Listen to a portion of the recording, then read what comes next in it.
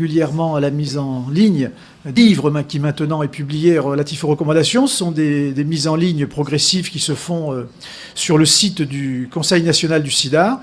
J'ai mentionné ici en 2017 l'ensemble des chapitres qui avaient été réactualisés en mettant en gras italique ceux sur lesquels je dirais un mot aujourd'hui. Sachant qu'en 2018, on a actualisé ce qui concerne la prise en charge des enfants et adolescents, la pharmacologie, et qu'actuellement on met en ligne dépistage et prévention. On en a rediscuté avec François Dabis et Julien Bressy du CNS. Ça devrait être en ligne, je pense, lundi ou par rapport à la précédente édition. Alors aujourd'hui, c'est bien entendu simplement quelques flashs sur un certain nombre de chapitres. Sur le chapitre épidémio coordonné par Dominique, simplement 2-3 diapositives qui vont un peu servir d'illustration par rapport à ce qu'on va traiter plus tard. Ça, c'est le nombre de nouvelles découvertes de séropositivité en France jusqu'en 2015, qui vous mentionne très clairement, je veux dire, la part considérable des hommes ayant des relations sexuelles avec les hommes, qui est finalement la seule population dans laquelle il y a une croissance, alors que on observe une décroissance progressive, même si ça reste important chez les femmes hétérosexuelles nées à l'étranger. Ensuite, nous avons les hommes hétérosexuels nés à l'étranger, puis les hommes hétérosexuels nés en France, les femmes hétérosexuelles nées en France, et enfin les utilisateurs de drogues intraveineuses. On a, voyez-vous quand même ici, de façon très très nette, la part importante des HSH, qui aura une importance pour les stratégies qu'on va évoquer après de dépistage-prévention. Ça, un petit mot sur la cascade de prise en charge. On n'a pour l'instant, à ma connaissance, pas de données plus actuelles que celles de 2013. Tout au moins, elles ne sont pas publiées. Tout ça pour dire qu'en 2013, nous avions, et heureusement, atteint en France les 2 derniers 90 des objectifs 90-90. Là où la France est en déficit, très clairement, c'est au niveau du dépistage et du diagnostic des personnes qui ignorent leur séropositivité. On a une épidémie dite cachée d'environ 25 000 personnes, ce qui reste effectivement trop, et donc ce qui correspond à peu près à 16% de personnes porteuses du VIH et qui l'ignorent. C'est vraiment là où le bât blesse, et on en reparlera tout à l'heure dans le côté dépistage. Dans l'épidémio également, la notion vraiment de comorbidité qui prend vraiment de plus en plus de part parmi le suivi des personnes porteuses du VIH. Ça, c'est des données très officielles du régime général de la sécurité sociale, du STIRAM, qui vous montrent la proportion de personnes qui ont des pathologies autres que le VIH prises en charge à 100% dans le cadre de leur suivi médical. Donc ça peut être des maladies cardiovasculaires, métaboliques, neurologiques, psychiatriques, respiratoires, hépatiques. Vous voyez que c'est très important. C'est corroboré par des études un peu plus fines qui sont celles d'études de cohorte, soit la cohorte aquitaine, soit la FHDH, les FHDH qui ont pu regarder des choses de façon soit ensemble, soit de façon séparée. J'insiste par exemple sur le tabagisme, qui est dans la population générale environ 30%, qui là est noté à 43% chez les personnes séropositives. La notion de surpoids, qui n'était pas une notion quand même très évidente pour nous qui suivions les patients VIH depuis longtemps. C'était plutôt des personnes qui avaient un poids plutôt inférieur au départ à la population générale. Là, on revient avec ces risques métaboliques connus dans les pays industrialisés. Dans les données de la cohorte aquitaine, on est très frappé par le chiffre d'hypertendus, qui est presque la moitié de nos patients, en respectant bien sûr les critères stricts de définition. Et puis la notion, effectivement, d'hypercholestérolémie, qui est également importante, et également de facteurs de risque cardiovasculaire. Alors, dépistage-prévention, François Dabis est là, c'est lui qui coordonne ce travail qui, encore une fois, sera mis en ligne là dans les tout prochains jours. Les recommandations relatives au dépistage, tout d'abord, eh bien, comme vous l'avez vu, compte tenu, je dirais, de la prévalence tellement forte dans un certain nombre de populations, plus que dans d'autres, on a déterminé dans des populations clés, les HSH, les utilisateurs de drogues intraveineuses, les personnes originaires d'une zone géographique à forte prévalence de l'infection VIH. Bien entendu, toute opportunité de dépistage, on ne revient pas là-dessus, doit être encouragée dans ces populations, mais indépendamment de cela, il semble raisonnable d'envisager de recommander un dépistage annuel, systématique entre guillemets, chez ces personnes, et même de passer un dépistage tous les 3 mois chez les HSH à haut risque d'exposition, qui sont ceux qui pourraient être une des populations éligibles à la PrEP, et on insiste en particulier en France sur certaines régions qui sont particulièrement exposées. Dans la population générale, on reste sur le dogme de d'une sérologie au moins une fois dans la vie entre 15 et 70 ans, hein, indépendamment des prises de risque qui pourraient amener bien évidemment à réitérer cette sérologie. Et on insiste là aussi plutôt chez l'opportunité de faire cela chez les hommes et dans certaines régions à forte prévalence, parce que manifestement, en fonction du sexe et en fonction des régions, on a des différences assez importantes dans notre pays. On insiste également sur le fait qu'il y a plusieurs modalités de dépistage. Hein. Ça peut être fait soit par un professionnel de santé dans un laboratoire, soit en milieu associatif, soit à l'initiative de l'individu, voire par l'individu lui-même dans le cadre des autotests. Toutes ces modalités de dépistage ne sont pas concurrentielles, elles sont au contraire complémentaires, elles doivent toutes être encouragées, absolument. L'objet étant bien entendu de pouvoir dépister l'ensemble des personnes porteuses parmi cette épidémie cachée qui est trop importante. La pluralité des lieux de dépistage, c'est la même chose. Il y a un nombre maintenant de lieux de dépistage possibles qui est très important. Il y a des occasions, je dirais, de dépistage qui sont aussi nombreuses. Là aussi, c'est un atout. Il n'y a pas de concurrence. Plus on a des possibilités de dépister dans des endroits différents, mieux c'est. Et on insiste en particulier, par exemple, sur la médecine universitaire. On insiste également sur les séjours hospitaliers avec des dépistages qui de plus en plus se font selon le système dit opt-out, c'est-à-dire avec un dépistage avec simple information du patient, mais sans la stratégie habituelle de consentement en particulier. Et puis les CGID, bien entendu, qui sont des structures nouvelles pour nous depuis environ 2 ans. Le dépistage à l'initiative de l'individu reste bien entendu une pierre angulaire de la stratégie qui s'associe aux dépistages qui sont faits éventuellement à l'initiative de groupements associatifs ou de personnel de santé.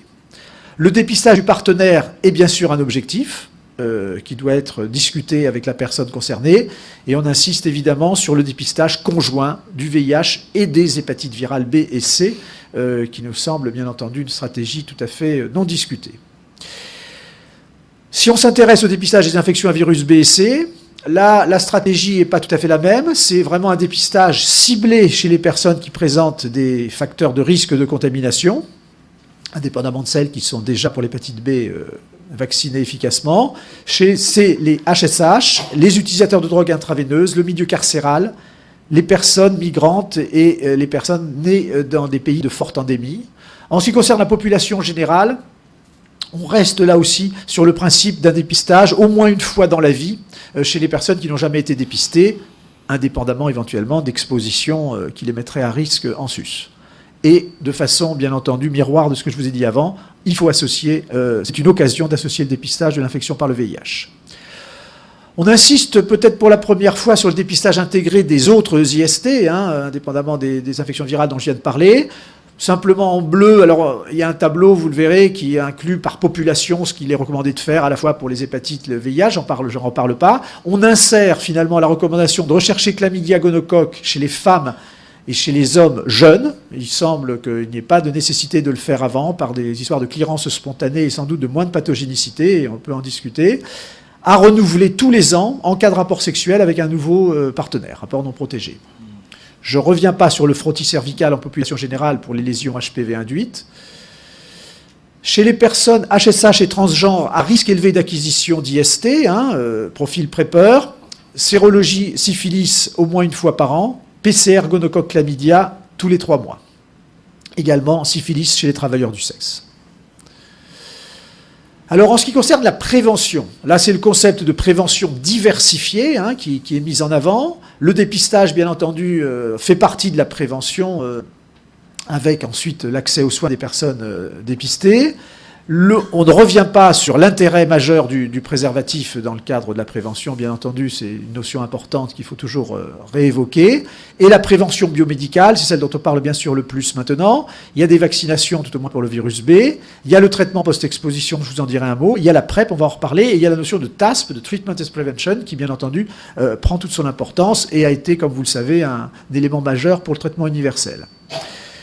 On imagine que c'est vraiment la combinaison de toutes ces interventions et l'amélioration de leurs dispositifs au sein des populations clés qui sont primordiales pour infléchir la dynamique des contaminations, tant qu'on n'a pas de vaccin anti-VIH en particulier pour ce virus, mais qu'évidemment, tout ce déploiement justifiera sans doute des moyens supplémentaires qu'on plaide auprès des autorités de tutelle. Un petit mot sur le TASP, avec quelques données qui sont publiées avec l'autorisation donc de l'équipe de Dominique Costagliola, qui affirme quand même, sur un plan chiffré, c'est souvent demandé, l'absence de risque de transmission du VIH sous traitement, qui réellement est négligeable entre partenaires hétérosexuels, puisque les dernières études, Dominique pourra nous en dire un mot, c'est 0 à 1 pour 38 500 relations hétérosexuelles non protégées, et pour les homosexuels masculins, c'est 0 à 1 pour 7 600 relations non protégées, ce qui permet effectivement de considérer l'excellente efficacité des antirétroviraux pour limiter la transmission du VIH dans les relations non protégées. La prophylaxie pré-exposition, donc actuellement, c'est le tenofovir emtricitabine, bien entendu, en traitement par voie orale qui est proposé. Je ne reviens pas sur les stratégies traitement continu, traitement discontinu. Il est recommandé donc de le proposer aux personnes HSH ou transgenres non infectées par le VIH et à risque d'acquisition du virus, bien sûr. Donc une vision relativement large de la contamination, surtout compte tenu de ce que je vous ai montré dans la première diapositive d'épidémiologie. Bien entendu, toujours savoir donner accès à cette PrEP dans des situations individuelles en dehors des HSH. C'est les utilisateurs de drogue avec partage de seringues, les personnes prostituées ou plus largement en situation de vulnérabilité qui sont exposées à des relations non protégées. Enfin, il y a eu une communication dans Afravir sur ces femmes d'origine souvent d'Afrique subsaharienne qui doivent subir des relations sexuelles non protégées sans choix du partenaire ou de leur protection. Et bien entendu, chez les partenaires VIH négatifs au sein d'un couple sérodifférent, on ne recommande pas la PrEP, puisqu'on recommande plutôt le TASP chez la personne séropositive. Et finalement, la PrEP ne peut trouver sa place qu'en l'absence d'un traitement antirétroviral efficace chez le partenaire VIH+. Et puis on insiste sur la possibilité que les adolescents qui se retrouvent dans des situations similaires à celles que je vous ai présentées puissent avoir accès à la PrEP avec des conditions qui sont particulières sur le plan de la confidentialité et de la prise en charge de la pathologie. Enfin, pas de la pathologie, du traitement. Sur les AES, qui font partie des stratégies de prévention, regardez surtout principalement, on distingue en fonction de la personne source son statut VIH, soit il est statut VIH positif connu, s'il est négatif, bien sûr, on n'en parle pas, ou inconnu. Eh bien, quand la charge virale est inférieure à 50 copies par millilitre, on adopte le principe du TASP pour dire que le TPE n'est pas recommandé. En ce qui concerne le statut VIH de la personne source lorsqu'il est inconnu, on considère que quand les personnes sources sont d'un groupe à prévalence faible ou inconnue, le TPE n'est pas recommandé. Ça paraît un petit peu peut-être, je dirais, dogmatique. On s'appuie là aussi sur des chiffres que Dominique connaît bien, à savoir quand on regarde le taux de prévalence du VIH non diagnostiqué, c'est-à-dire quand on regarde parmi les gens qui constitue cette fameuse épidémie masquée, taux de prévalence du VIH non diagnostiqué pour 10 000, autant chez les HSH c'est important, 304, autant c'est important parmi les utilisateurs de drogue intraveineux, 49, voire chez les femmes et hommes hétérosexuels nés à l'étranger. Mais quand on regarde réellement la population des femmes hétérosexuelles nées en France, des hommes hétérosexuels nés en France, on a vraiment des chiffres de 1 sur 10 000 ou de 2 sur 10 000 qui permettent d'aborder le problème du traitement post-exposition très différemment en fonction de l'origine de la personne source. Le traitement post-exposition, on n'a pas d'argument actuel pour le réduire, donc ça reste 28 jours, et la prescription que l'on préconise est tenofovir emtricitabine plus rilpivirine, sachant de plus qu'on dispose maintenant d'une forme générique de tenofovir emtricitabine, ce qui fait effectivement à ce moment-là 2 comprimés par jour, mais à un coût relativement modeste, et avec une tolérance et une efficacité tout à fait satisfaisante. On peut discuter des rares cas où effectivement la rilpivirine est évitée lorsque le sujet source est connu comme porteur du VIH avec une possible résistance à cette molécule, mais c'est exceptionnel en termes de santé publique globalement. Dans le suivi de l'adulte, ce qu'on a essentiellement essayé de faire, c'est d'une part d'élargir un petit peu le périmètre du suivi aux composantes de santé mentale, de santé sexuelle, de la prévention des principales morbidités, j'y reviendrai pas trop, des addictions, la coordination avec le médecin traitant et finalement maintien d'une synthèse annuelle hospitalière, sachant qu'une bonne partie de ce qui se fait en intermédiaire peut sans doute être fait en milieu extra-hospitalier. Alors, le bilan biologique annuel, qui reste hospitalier a priori, parce qu'il est adjoint à de très nombreuses explorations qu'il faut faire à ce moment-là, peut être en revanche très simplifié. Je vous ai mis là ici en bleu les choses qui nous semblent à maintenir. La numération aux formules sanguines, les CD4, CD8 et encore, sans doute simplement tous les 2 ans, si l'ARN VIH est bien contrôlé régulièrement, et que les derniers CD4 sont supérieurs à 500, l'ARN VIH plasmatique, et puis un bilan biologique hépatique et rénal, tout le reste devenant en quelque sorte, je dirais, un petit peu à la carte, en fonction de la présentation des gens. Le bilan métabolique, finalement, à renouveler tous les 3 ans s'il est initialement normal. Le bilan lipidique, il y a bien entendu des conditions dans lesquelles il faut le faire régulièrement, liées aux antirétroviraux, mais sinon, on peut parfaitement imaginer qu'il soit renouvelé tous les 5 ans. Finalement, ce sont des dispositions qui sont celles de la population générale, pour lesquelles on peut s'en approcher, dont on peut s'approcher largement chez les PVVIH bien traités. Et puis, il y a effectivement des bilans complémentaires, mais chez les sujets exposés au risque d'IST, ce n'est pas le cas de toutes les personnes vivant avec le VIH, ou bien lorsque les CD4 sont très bas. De la même façon, le bilan biologique dit intermédiaire, c'est-à-dire celui qu'on fait tous les 6 mois, dans l'intervalle du bilan hospitalier, l'ARN VIH plasmatique est le seul qui est véritablement toujours nécessaire. Pour le reste, ça reste optionnel. Les CD4, ça ne semble pas utile de le faire si les CD4 sont supérieurs à 500 lors du précédent bilan, donc optionnel. Les transaminases gamma-GT non plus. La créate uniquement s'il y a un traitement par TENO ou une autre thérapeutique néphrotoxique. Et sinon, les autres considérations, c'est fonction des CD4 ou du risque d'exposition aux IST. Sur la co-infection par le virus des hépatites, je ne vous montre qu'une diapositive. C'est l'algorithme de prise en charge des hépatites C aiguës, où c'est un algorithme assez original, mais qui est celui de dire ne passons pas à côté de la possibilité d'une clearance spontanée, qui permettra finalement de guérir sans avoir reçu de traitement, mais à l'inverse également, ne passons pas, je dirais, à côté d'un traitement si on a la certitude que le virus va rester. Donc l'idée, c'est de faire un ARN VHC de base, de regarder 4 semaines plus tard où on en est. Si ça a diminué de 2 logs, eh bien, on ne fait rien. Si ça n'a pas diminué de 2 logs, on considère que là, la probabilité de la clearance spontanée est trop faible et il faut traiter. Si en revanche, il y a donc eu une baisse de plus de 2 logs, on regarde 4 semaines plus tard ce qui se passe. S'il y a une poursuite de la décroissance de l'ARN VHC, on ne traite toujours pas. Si en revanche, ce n'est pas le cas, on traite. Et AS12, évidemment, si c'est indétectable, tant mieux, il y a eu une clearance spontanée. S'il n'y a pas la clearance, on traite. Donc c'est un algorithme relativement simple, mais qui semble assez performant. Pour les cancers, un tout petit mot, simplement pour vous dire que, on discute beaucoup là des immune checkpoints et des de tous l'immunothérapie anticancéreuse qui est actuellement de plus en plus développée dans les cancers de la vessie, dans les cancers du poumon, dans le mélanome, etc. Oui, on peut bien entendu l'utiliser chez les patients VIH, c'était une question.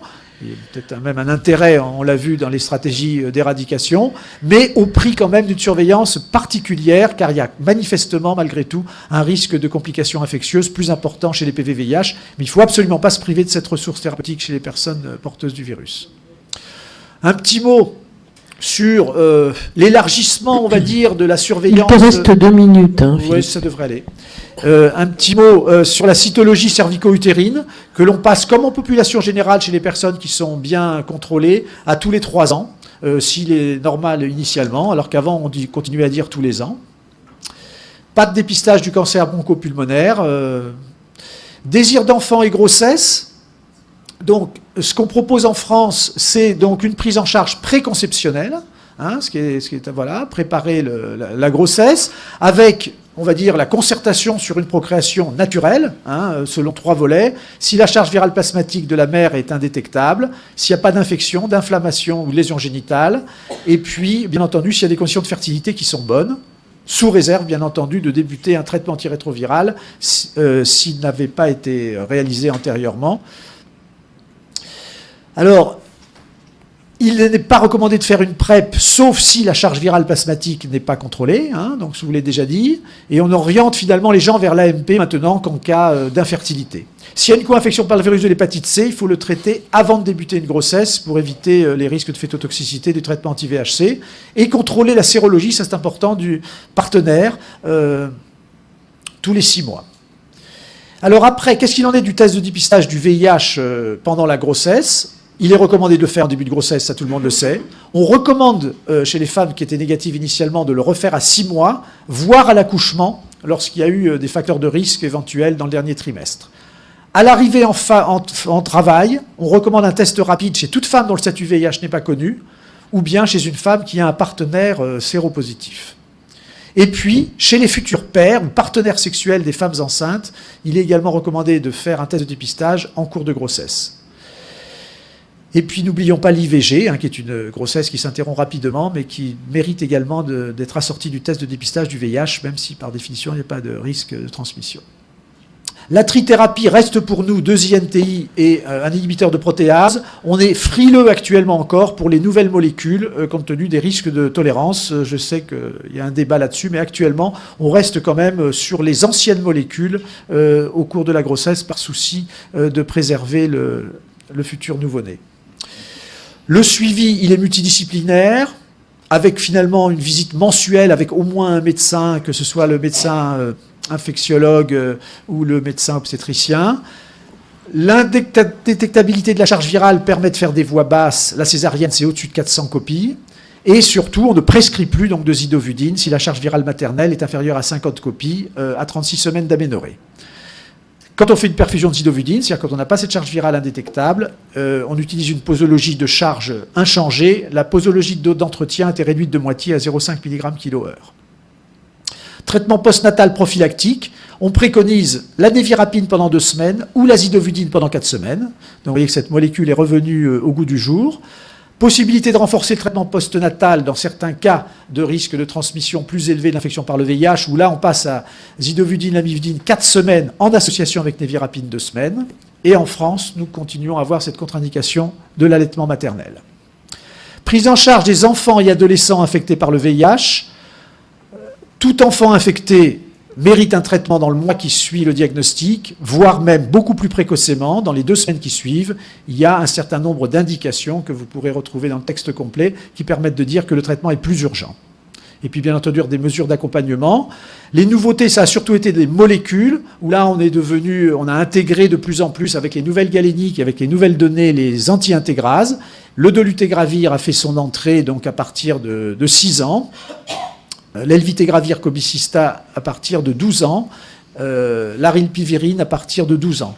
Et puis le raltegravir en alternative pratiquement dans toutes les classes d'âge. Alors j'attends que notre photographe attitré ait pris sa photo. Mais vous avez tout en ligne actuellement. Accès aux soins et qualité de vie, c'est le dernier chapitre dont je parle, avec simplement un mot sur... il y a beaucoup de choses qui est dit dans ce chapitre. Là, ici, j'insiste sur l'intérêt de l'interprétariat médico-social pour les publics non francophones, qui constitue une large part de la patientèle des personnes qui viennent consulter dans nos structures. Donc c'est vraiment quelque chose qu'on demande de façon claire avec un financement pérenne. Des programmes de prévention spécifiques pour les personnes originaires d'Afrique subsaharienne. Les études montrent qu'environ la moitié des migrants d'Afrique subsaharienne se contaminent en fait sur le sol français et n'arrivent pas avec leur virus, mais souvent au sein de leur communauté, et qu'il y a donc un intérêt à avoir une prévention spécifique. Et puis tout le reste, je ne le détaille pas, mais on s'intéresse maintenant aux personnes âgées. Et effectivement, on a de plus en plus de personnes séropositives qui ont 60, 70, plus de 80 ou 80 ans, et qu'il faut commencer à parler de tout ça assez tôt, c'est-à-dire savoir les dispositifs de ressources dont on disposera, les dispositifs d'hébergement, préparer les personnes qui travaillent dans les structures qui accueillent les personnes âgées à l'accueil de personnes séropositives. C'est manifestement quelque chose qu'on n'avait pas encore trop fait pour l'instant pour des raisons que chacun peut comprendre, mais qui mérite d'être au premier plan de nos préoccupations.